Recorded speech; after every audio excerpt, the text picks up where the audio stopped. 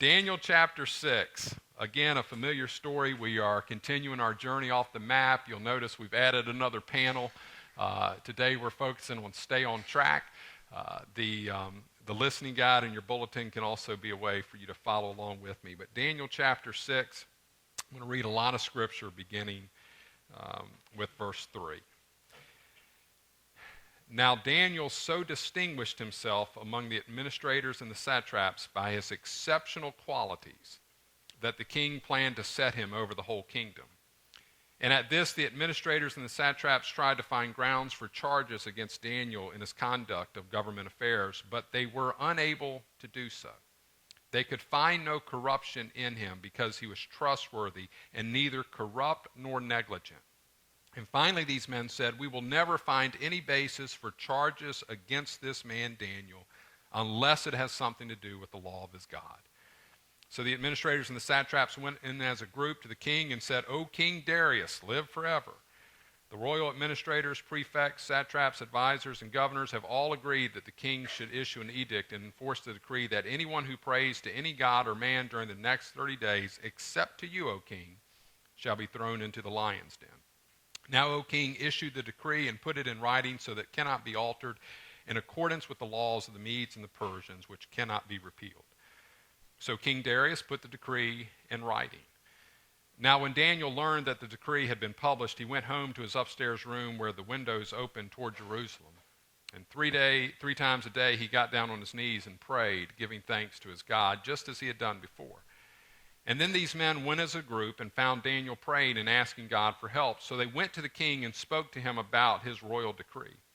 "Did you not publish a decree that during the next 30 days anyone who prays to any god or man except to you, O king, would be thrown into the lion's den?" And the king answered, "The decree stands in accordance with the laws of the Medes and the Persians, which cannot be repealed." Then they said to the king, "Daniel, who is one of the exiles from Judah, pays no attention to you, O king, or to the decree you put in writing. He still prays 3 times a day." And when the king heard this, he was greatly distressed. He was determined to rescue Daniel and made every effort until sundown to save him. And then the men went as a group to the king and said to him, "Remember, O king, that according to the law of the Medes and Persians, no decree or edict that the king issues can be changed." And so the king gave the order, and they brought Daniel and threw him into the lion's den. And the king said to Daniel, "May your God, whom you serve continually, rescue you." And a stone was brought and placed over the mouth of the den, and the king sealed it with his own signet ring and with the rings of his nobles, so that Daniel's situation might not be changed. And then the king returned to his palace and spent the night without eating and without any entertainment being brought to him, and he could not sleep. And at the first light of dawn, the king got up and hurried to the lion's den. And when he came near the den, he called to Daniel in an anguished voice, "Daniel, servant of the living God, has your God, whom you serve continually, been able to rescue you from the lions?" And Daniel answered, "O king, live forever. My God sent his angel, and he shut the mouths of the lions. They have not hurt me, because I was found innocent in his sight, nor have I ever done any wrong before you, O king." And the king was overjoyed and gave orders to lift Daniel out of the den. And when Daniel was lifted from the den, no wound was found on him, because he had trusted in his God. And then jump down to verse 25. Then King Darius wrote to all the peoples, nations, and men of every language throughout the land, "May you prosper greatly. I issue a decree that in every part of my kingdom people must fear and reverence the God of Daniel. For he is the living God, and he endures forever. His kingdom will not be destroyed. His dominion will never end. He rescues and he saves. He performs signs and wonders in the heavens and in the earth. He has rescued Daniel from the power of the lions." And so Daniel prospered during the reign of Darius and the reign of Cyrus the Persian. The question I want us to focus on this morning is, do we live our lives with such character that when we live in Babylon, people will be drawn to God? Do we live our lives with such character that even when we live in Babylon, people who have no context of who God is will be drawn to God? this journey off the map that we've been on these last several weeks, we've been coming back to this: how do we live in a strange place? How do we live in Babylon? Will we stay on track and be faithful? Or will we just lose our mind and be angry? In the last 2 weeks, we've talked about Nebuchadnezzar, and we talked about the kind of king he was and how he was very interested in those young exiles from Judah coming and being just as he wanted them to be, and how Daniel and his friends resisted that. This week, you might have noticed there's a new king in town, and his name is Darius. And it's really unusual that this new king and this new administration would be loyal to people from the old administration.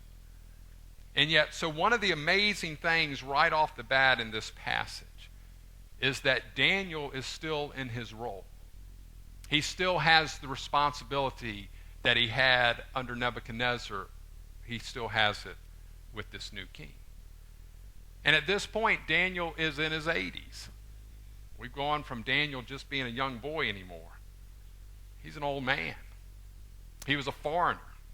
His native tongue was Hebrew. He was a Jew. He seemed like an unlikely candidate to stay connected to this administration. He has prominence. He has power. He has success. Daniel was just very good at what he did.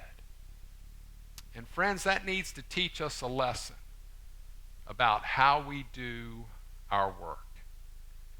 Even if we don't like the job, even if we think our boss is a jerk, even if we think we should have been promoted beyond this at this point, we need to seize the opportunity and to work with excellence and integrity and make God look good.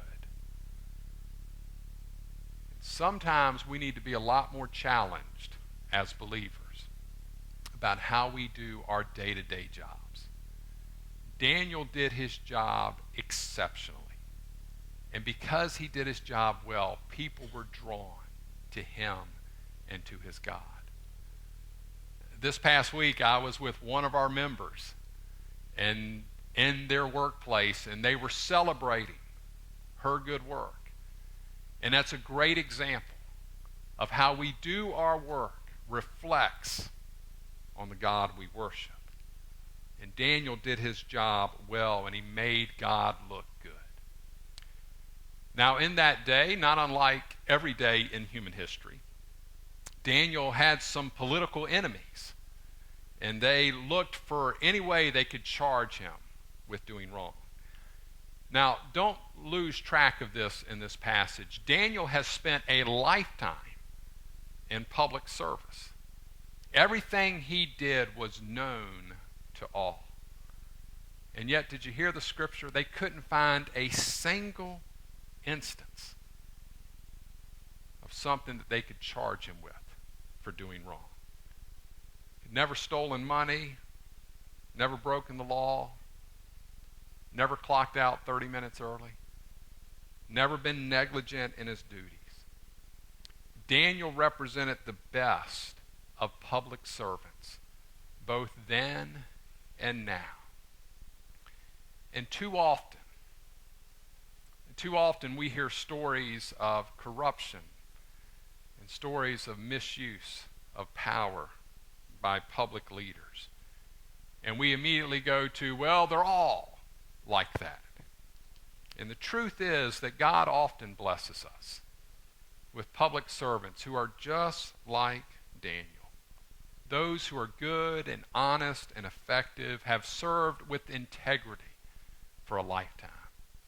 And we need to make sure that when we hear stories of the negative parts of public service in our country, that we say, hold on, I know somebody who has served well. Daniel served in such a way it brought credit to his God. Now, these other leaders, since they couldn't find anything that he had done wrong, they said the only way we can get to him is through his faith in God. And the source of Daniel's strength was viewed as a weakness and a point of vulnerability to others. And so they conspired to use his faithfulness to bring him down. And it was a clever plot. And they went to the king, and they did that little thing, "Oh, King Darius, live forever." Boy, if I was king, I'd just get tired of hearing that. They just keep coming with that. And they said, "Hey, we think nobody should be able to pray for at least a month to anybody but you." And I've never been a king, but my understanding of kings is they typically have healthy egos, and so they played to Darius's ego. And he said, I think that's a good idea. Now, the genius of the plan lay in how they did the laws back then. Once a law was issued, it could not be rescinded.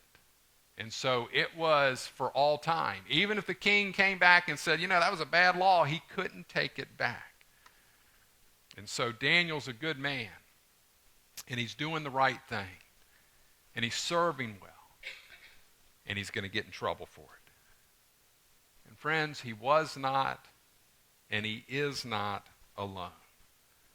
Same thing will happen today. Good and honest people are unfairly accused and suffer because of the jealousy, the hatred, the fear, the ambition of others. And Daniel knew that he faced a real threat and a tough choice. And Daniel was no dummy. He knew that if he quit praying, he dishonored the God that he loved, the God who had been so faithful to him. If he kept praying, he broke the law of the land, and he could be executed. So Daniel decided to pray. He decided to do the right thing. To do right by God was more important to him than his status and his success and his life. Again, think about how different Christianity in America would look if we could all decide that doing the right thing by God is more important than status and success. It'd be a radical change in the life of churches all over our country. Now make sure you get this. If Daniel had not been in the habit of praying, he probably would have never had the spiritual strength to keep praying. Right? If he hadn't been in the habit of praying, he wouldn't have kept praying at this moment. And so the time to pray, the time to learn how to pray, is not when you're in the midst of life's crisis. It's in the midst of everyday life. And Daniel had this habit of praying. He had a place to pray. He had a time to pray.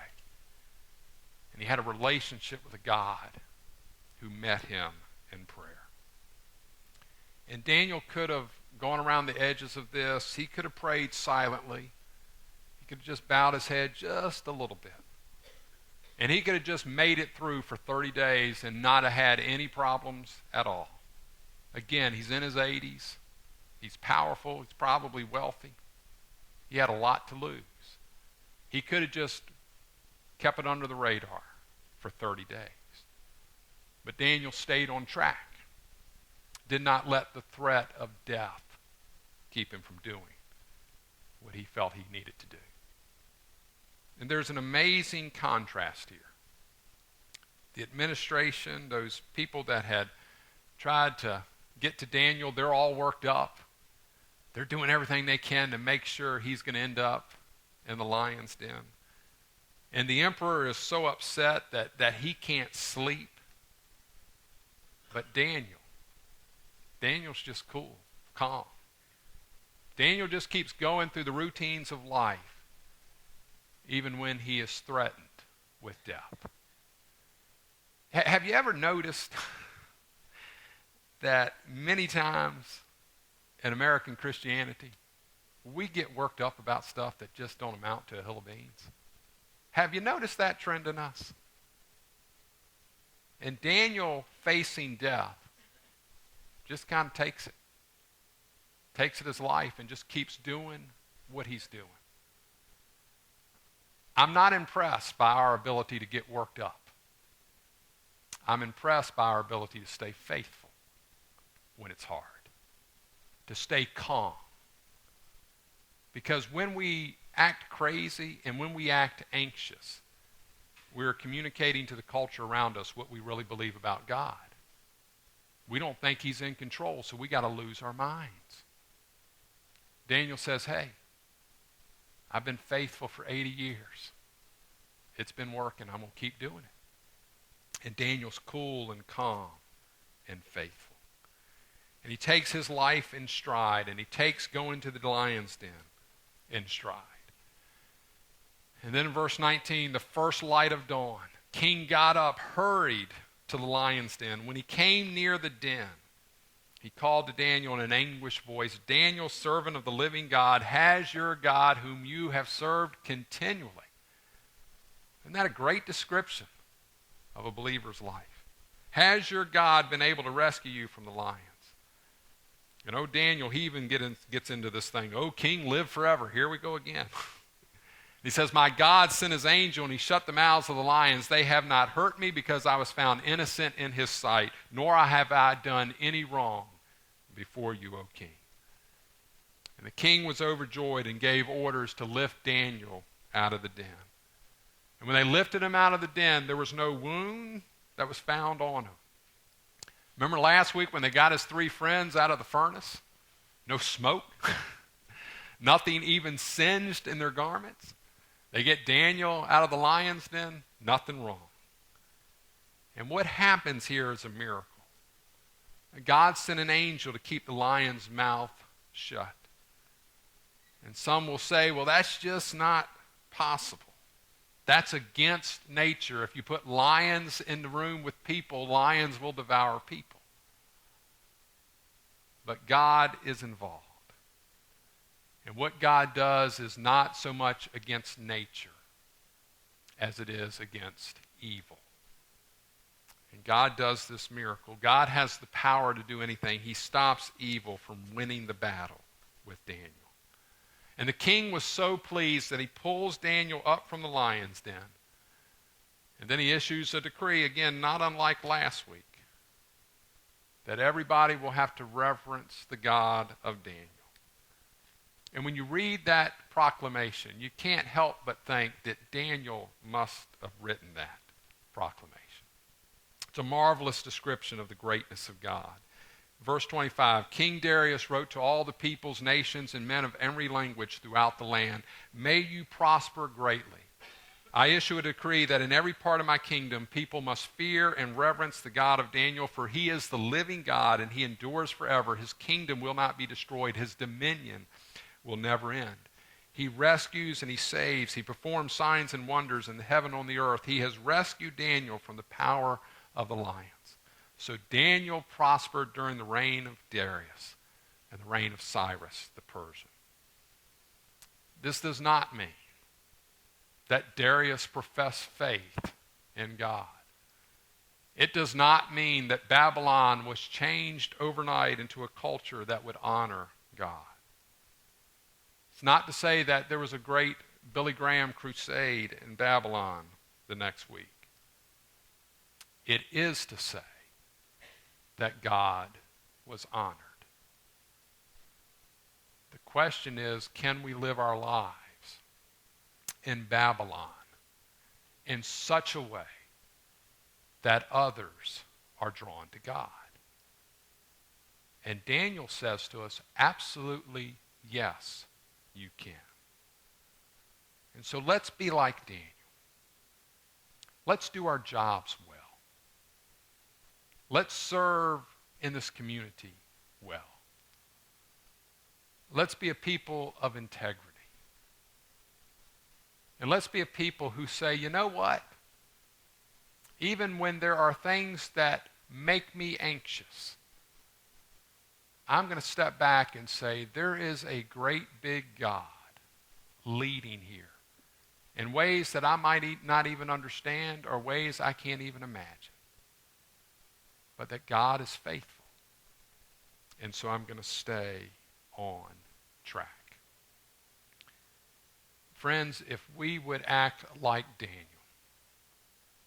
in the culture that we're in, I think the culture would say, I didn't expect that reaction from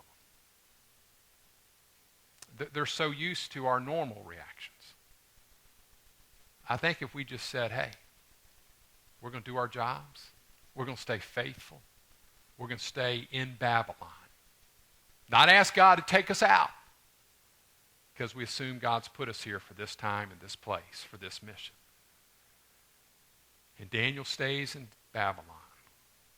And two kings, Nebuchadnezzar and Darius, who I don't think are going to make the list of the most benevolent kings that ever lived. But those two kings say, there's something unique about the God of Daniel. And so we will reverence the God of Daniel. May that be said about us as we live our lives in Babylon. Would you pray with me?